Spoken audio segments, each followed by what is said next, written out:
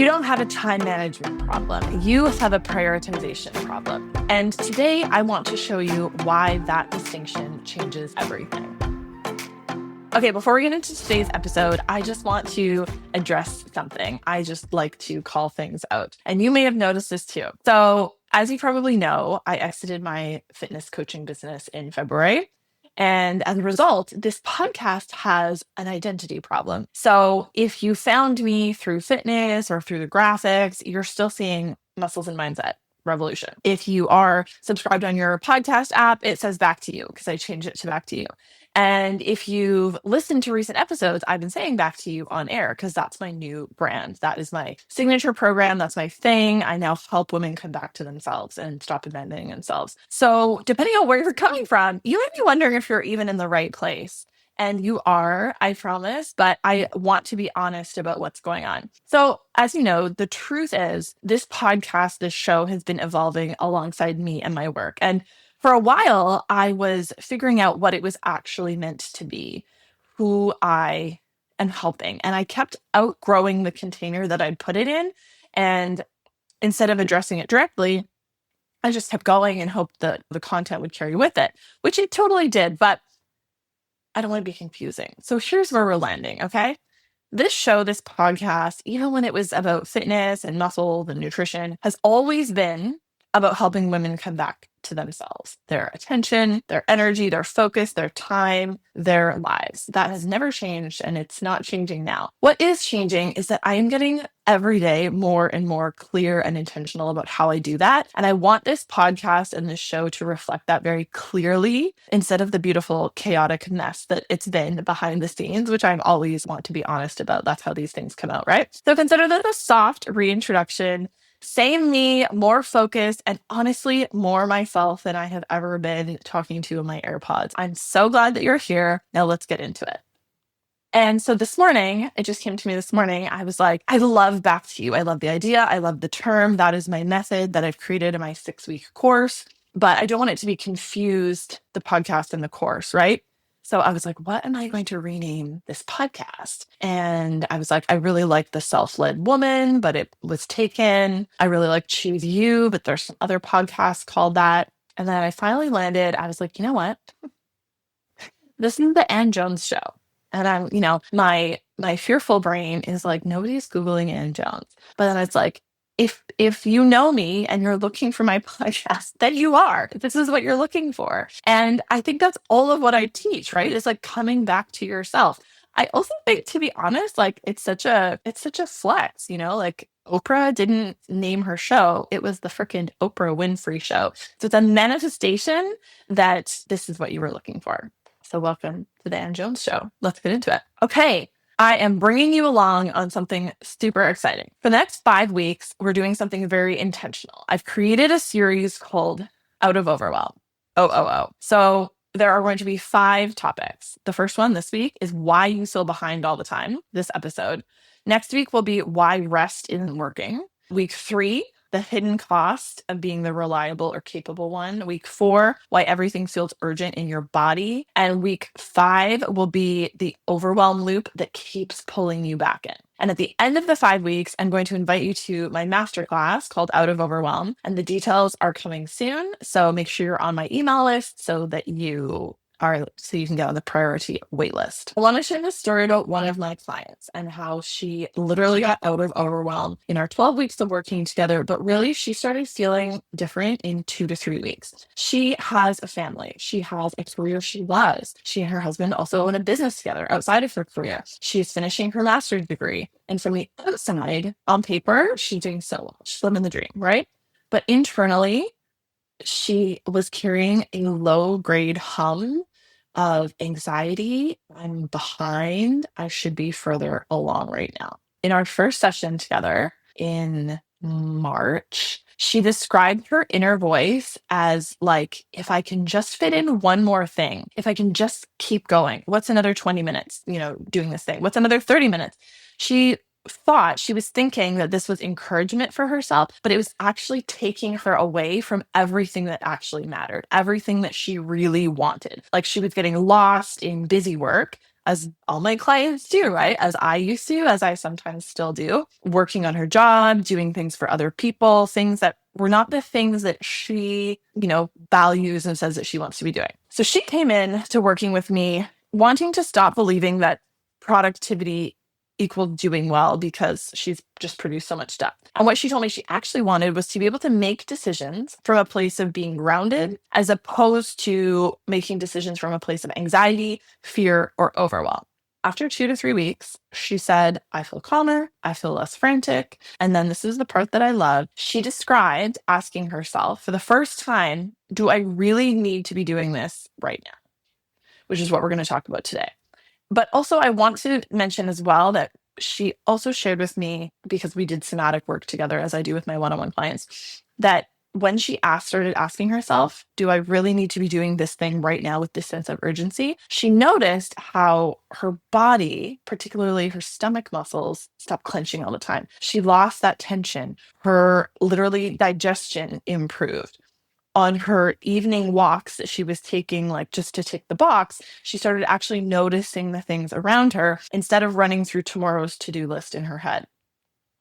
The word that she used to describe who she was becoming at that time was steady. And then her transformation, what she shared with me after her 12 weeks was, wow, I am settled. I feel good. I feel positive. It's like reinforcing this really wonderful, beautiful transformation instead of I feel off, push through, just keep going. If you get it done, you'll feel better and then you can take a break. And her calendar didn't empty. It's not like I told her to quit her job or shut a full-time nanny or anything like that. Her life stayed full. In fact, it is pretty much her commitments and everything are exactly the same. Her work is still demanding. Her family still needs her. She got better at delegating and putting things in containers, but she stopped treating every demand and request like an emergency. So she has the same full life, but she is a completely different woman inside of it. And actually, if this is resonating, I did an episode in January, I think, or February, because I had another client who, when she came into work with me, she told me she literally could not make it past a Wednesday. She could crush a fitness program, nutrition protocols until Wednesday.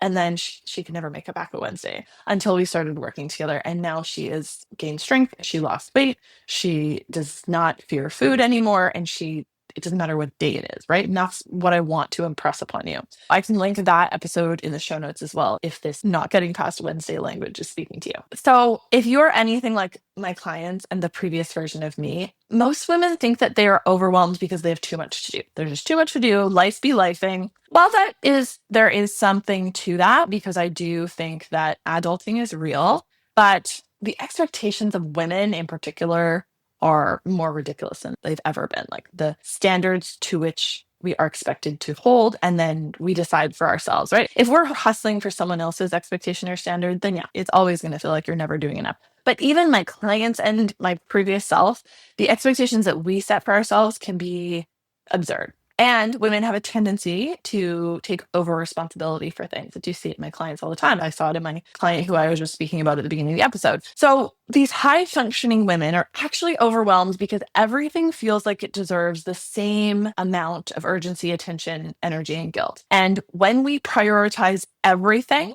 we prioritize nothing. This is not a time management problem. A time hack isn't going to help you because time management asks, how do I just fit it all in? Prioritization asks you, what is actually allowed to take up my life right now? That gives you agency. And it's not your fault because nobody has taught you how to choose what matters without making you feel like you're failing someone else or yourself. But usually we choose ourselves, right? That is what abandoning yourself, disappearing on yourself is. An example of this a couple weeks ago. So 2 weeks ago, my ridiculously healthy 75-year-old mom, you would never know my mom is 75. She is a rock star. She just very suddenly got a really nasty case of bacterial pneumonia and was hospitalized like so fast. And my sister and brother-in-law had just flown in from Napa and they were visiting and I was supposed to like deliver them to go see my parents. And then we were debating about how long she can be in the hospital, like should we go? And of course I did, but that was a real sense of urgency. That was an instance where I literally dropped everything the next day. My husband took family leave, which I didn't even know that was a thing because we've never taken advantage of it. I dropped everything. We went there and I had to delegate and prioritize. I delegated getting groceries and making dinner to my brother-in-law, who was happy to help with those things. I was very direct and specific with him, which he and my sister appreciated. My aunt also got sick while I was there, and she also lives there, and I was trying to help her out. So I was like getting her groceries and getting her prescriptions, and she had some other things that she needed help with. And I had to tell her no. I was at the hospital all, in the morning and then all afternoons. And then by the fourth day that I was there, I had a full day of client calls, and I had been like, oh, it's okay. I'll go see my mom in the morning. And then by Tuesday, I was like, I have to cancel my clients, which is, I hate it. And I see my clients every week. My one-on-one clients are every single week or every other week. Like there's not, and I only have 3 days a week to work at the best of times. So there's very little wiggle room. So if you can relate to having a calendar with a small amount of childcare and very little wiggle room, very little time to have your career, that is me. Okay. And I had to make the decision to cancel my full day of client calls, which I hate to do because I love my clients. I love the consistency, the reliability of showing up for them. My brain hated it, right? And I had to coach myself around it because really, my clients were great. Some of them were even relieved. They needed another week of integration. But my brain had has an old fear of being seen as flaky or unreliable. Like the things that I used to do in my 20s when I was working as a full-time fitness instructor and registered massage therapist, like taking clients at all hours on all days, never canceling a patient. I canceled a patient like once because Sophie and I had stomach flu. That was like extra at that point. But I have this old fear of being flaky or unreliable. But being in calls all day, when my mom being alone in the hospital and me being distracted and wishing I was with her and knowing that I had so many things to do, to help my dad and take care of her, it wouldn't have served anyone. I wouldn't have showed up most presently for my clients. I wasn't showing up for my parents. So it wouldn't have served anyone. And this is what I mean when I talk about coming back to yourself, because, often the socially acceptable thing to do is to push through. Usually the socially acceptable thing, the expected thing is to push through. But pushing through is not always in line with your values. It's not always in line with who you want to be on that day. And on that day, I wanted to be a daughter. I wanted to be present. I also want to be a good coach. I want to model what I would want my client to do in that situation. And sometimes, who I am and who I want to be is to push through in a different context. The thing is, when we don't have a level of discernment and we always default to taking the request, doing the thing, taking it on, pushing through, it's not always of service or heading in the direction that we want to be. That is what abandoning yourself is abandoning yourself just because the request comes in, just to push through, just because you're afraid of disappointing someone, right? As it would have been in my situation. But in that situation on that day, that was being most true to myself, was canceling that day of calls. That is almost never ever the case unless I'm like truly sick. The real point is when there's a real emergency, we know, right? Like there's no question. I have to go be with my people. We drop everything and we go care for our people. The problem is most of us aren't only using crisis mode in crisis. That was the other thing I was reminded of on that week when I was there, was like, oh, I remember living like this all the time. Okay, hear me say that. Many of my clients, when they come to work with me, they are living in the way that I was in a crazy week when I was caretaking and my mom was in hospital. My clients are living like that, like all the time. Can you relate to that? We're using crisis mode when there is no crisis. We're using crisis mode on laundry and texts and emails and projects and other people's expectations and doing things that we don't want to do, and the parent advisory council and everything. And when we treat everything with that emergency hospitalization level urgency, we burn through all of our attention, our bandwidth, our energy, and time as if we have an unlimited supply. And where does the deficit come from? You.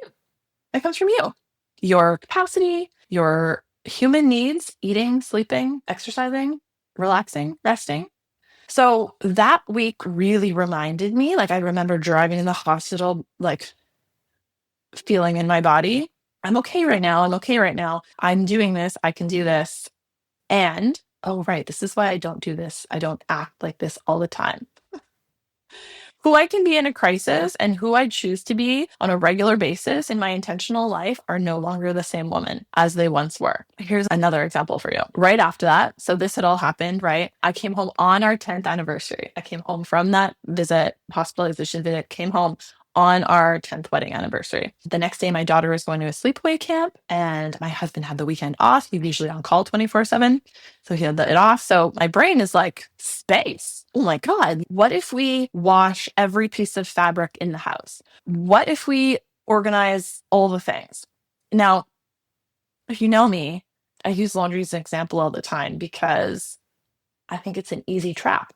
And the trap isn't laundry. Sometimes laundry is laundry, but the trap is believing that laundry is the thing that needs to be done when you have the opportunity of time. The trap is believing that laundry deserves the same level of attention and urgency as my sweet husband. And even though I teach this, I still went through this process, right? And I clocked it because that's what we do is we regulate, we catch it in the micro moment, and come back to ourselves. Oh, right. What do I actually want to say yes to on this free Saturday I have with my husband, our anniversary weekend? Well, actually, it was I want to move my body. I want to prep for my Back to You Monday call, which I was so excited about.